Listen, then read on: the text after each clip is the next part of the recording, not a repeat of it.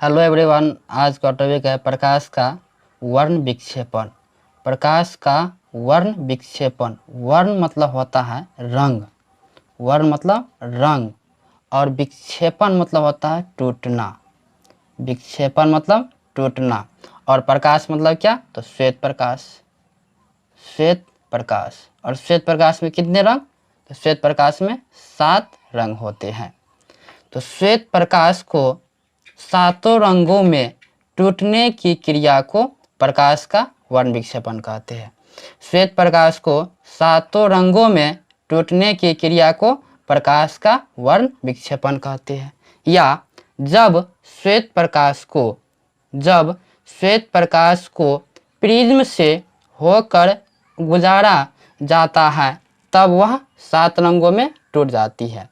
प्रकाश के इस घटना को वर्ण विक्षेपण कहते हैं।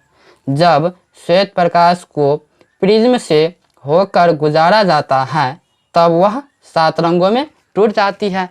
तो प्रकाश के इसी घटना को क्या कहते हैं? प्रकाश का वर्ण विक्षेपण कहते हैं। तो श्वेत प्रकाश को किससे गुजारेंगे? तो प्रिज्म से। तो सबसे पहले एक हम प्रिज्म बनाते हैं। तो चलिए देखते हैं ये क्या है। एक प्रिज्म है, यानी प्रिज्म प्रायः त्रिभुजाकार होता है, त्रिभुज के आकार का होता है। ये क्या? प्रिज्म है। तो इस प्रिज्म से क्या करेंगे? श्वेत प्रकाश को गुजारेंगे। तो इधर से कोई श्वेत प्रकाश आ रहा है, तो यहाँ पर लिखेंगे श्वेत प्रकाश। ये श्वेत प्रकाश इधर से आ रही है। तो ये श्वेत प्रकाश प्रिज्म के इस सतह पे पड़ रही है। इस सतह पर पड़ने के बाद ये थोड़ा क्या होगा? अपवर्तन करेगा। तो अपवर्तन करने के बाद ये थोड़ा नीचे डेविएट हो जाएगा। तो अपवर्तन करके यहाँ पे आया, फिर दूसरे सतह पे आया, फिर यहाँ पे अपवर्तन होगा। तो अपवर्तन करने के बाद ये और हल्का थोड़ा यानी डेविएट करके नीचे घूम जाएगा। तो ये किरण यहाँ पे आ गई है। तो श्वेत प्रकाश कितने रंग का मिश्रण है? तो पहले बताए थे 7 रंगों का। तो ये इस तरह से कितने बार गुजरेगा? तो ये ऐसे करके 7 बार डेविएट होगा। तो ये 7 रंगों में टूटेगा। तो यहाँ से कितने बार निकलेगा? ये 7 बार निकलेगा। तो ऐसे हम दिखा देते हैं। और यहाँ पे एक क्या होता है? सादा पट्टी लगा होता है, सादा पट्टी। तो यहाँ से कितने बार निकलेगा? ये 7 बार। तो यहाँ से हम 7 बार दिखा देते हैं ऐसे करके। तो 7 बार दिखा दी है। अब इन 7 रंगों का नाम क्या है? तो इससे आसानी से याद रखेंगे। तो देखिए, इसको भिवजियोर से याद रखेंगे, या हिंदी में बोले तो बैजानी हॉपी नाला। तो देखो, भी का मतलब क्या होता है? भी से वायलेट मतलब बैगनी, आई से इंडिगो मतलब जामुनी, और बी से ब्लू मतलब नीला, जी से ग्रीन मतलब हरा, और वाई से येलो मतलब पीला, ओ से ऑरेंज मतलब नारंगी, और आर से रेड मतलब लाल होता है।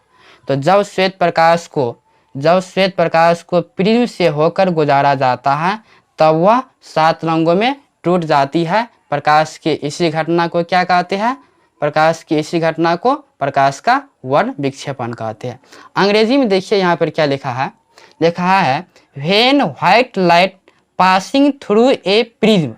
जब व्हाइट लाइट मतलब श्वेत प्रकाश को पास किया जाता है, गुजारा जाता है, किससे? प्रिज्म से। तो देखिए, जब श्वेत प्रकाश को प्रिज्म से गुजारा जाता है देन तब इट डिवाइडेड इन 7 कलर। तब यह बंट जाता है कितने कलर में? तो अभी बताया 7 कलर में। तब यह 7 कलर में बंट जाता है, 7 कलर में यानी बंट जाता है। This phenomenon of light. तो प्रकाश की यह घटना इज कॉल्ड कहा जाता है डिस्पर्सन ऑफ लाइट, मतलब प्रकाश का वर्ण विक्षेपण कहलाता है। अब देखिए, इसी में एक और टॉपिक है, क्या था? स्पेक्ट्रम। तो वो भी जान लेते। स्पेक्ट्रम, या इसी को वर्णपट भी हिंदी में बोलते हैं, वर्णपट। तो देखिए, स्पेक्ट्रम क्या होता है? तो जब श्वेत प्रकाश को इस प्रिज्म से गुजारते हैं तो गुजारने के बाद देखिए यहाँ पे 7 रंग का एक पट्टी दिखाई देती है। देखिए 7 रंग का है ना यहाँ पे। तो 7 रंग का एक पट्टी दिखाई देती है। इसी पट्टी को कहते हैं वर्णपट कहते हैं। वर्णपट, अंग्रेजी में इसे स्पेक्ट्रम कहते हैं, वर्णपट या स्पेक्ट्रम। तो वर्णपट कब बनता है? स्पेक्ट्रम कब बनता है? तो जब श्वेत प्रकाश को प्रिज्म से होकर गुजारा जाता है तब स्पेक्ट्रम बनता है। या इसी को दूसरा लैंग्वेज में बोल सकते हैं कि प्रकाश के वर्ण विक्षेपण के फलस्वरूप, प्रकाश के वर्ण विक्षेपण के फलस्वरूप एक रंगीन पट्टी दिखाई देती है। प्रकाश के वर्ण विक्षेपण के फलस्वरूप एक रंगीन पट्टी दिखाई देती है। क्या दिखाई देती है? एक रंगीन पट्टी दिखाई देती है। इसी पट्टी को क्या कहते हैं? वर्णपट या स्पेक्ट्रम कहते हैं। तो यहाँ पे लिख सकते हैं।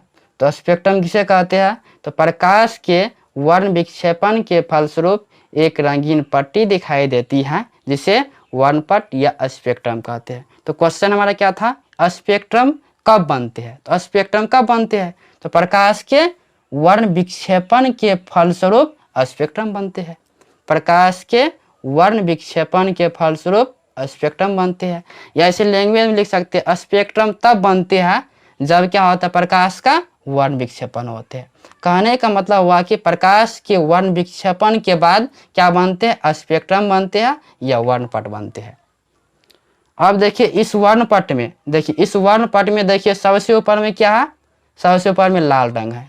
तो लाल रंग है सबसे ऊपर में। इसका झुकाव देखिए, यानी सबसे कम है। इसका झुकाव देखिए, सबसे कम झुकाव या विचलन। तो और पॉइंट थोड़ा यहाँ पे जान लीजिए। देखिए वर्णपट की बात कर रहे हैं अभी। वर्णपट में, तो वर्णपट में देखिए सबसे ऊपर में क्या है? वर्णपट में सबसे ऊपर में क्या है? तो सबसे ऊपर में कौन सी रंग है? तो सबसे ऊपर में लाल रंग है। सबसे ऊपर में कौन सी रंग है? लाल। अब इस लाल रंग का झुकाव देखिए, इसका झुकाव, इस यहाँ पे लिख देते हैं झुकाव, या इसी को क्या बोलते हैं? झुकाव या विचलन। झुकाव या विचलन। तो लाल रंग का झुकाव देखिए क्या है? सबसे ऊपर में है तो सबसे कम है। तो जिसका यानी विचलन सबसे कम होता है उसका तरंग दैर्ध्य क्या होगा? इसका तरंग दैर्ध्य क्या होगा? अधिक होगा। इसका तरंग दैर्ध्य क्या होगा? अधिक होगा। तो कहने का मतलब हुआ कि वर्णपट के सबसे ऊपर में लाल रंग होते हैं, जिसका विचलन सबसे कम और तरंग दैर्ध्य सबसे अधिक होते हैं। ये सबसे ऊपर का था। अब देखिए सबसे नीचे में क्या है? तो यहाँ लिखते हैं सबसे नीचे। तो सबसे नीचे में देखिए वर्णपट में सबसे नीचे में क्या? भी वायलेट मतलब बैगनी कलर है। तो सबसे नीचे में क्या था? बैगनी। अब इसका झुकाव देखिए, झुकाव या बोले तो विचलन, बात बराबर है। झुकाव बोलो या विचलन बोले। इसका झुकाव देखिए सबसे नीचे में है या सबसे ज्यादा झुकाव है? इसका झुकाव क्या होगा? सबसे अधिक होगा। सबसे अधिक। तो जिसका झुकाव सबसे अधिक है उसका तरंग दैर्ध्य क्या होगा? इसका तरंग दैर्ध्य सबसे कम होगा। तो कहने का अर्थ हुआ जिस रंग का झुकाव सबसे कम है उसका तरंग दैर्ध्य सबसे अधिक होता है, और जिस रंग का झुकाव सबसे अधिक होता है उसका तरंग दैर्ध्य सबसे कम होता है। मतलब तरंग दैर्ध्य और विचलन क्या होता है? एक दूसरे के व्युत्क्रमानुपाती होता है।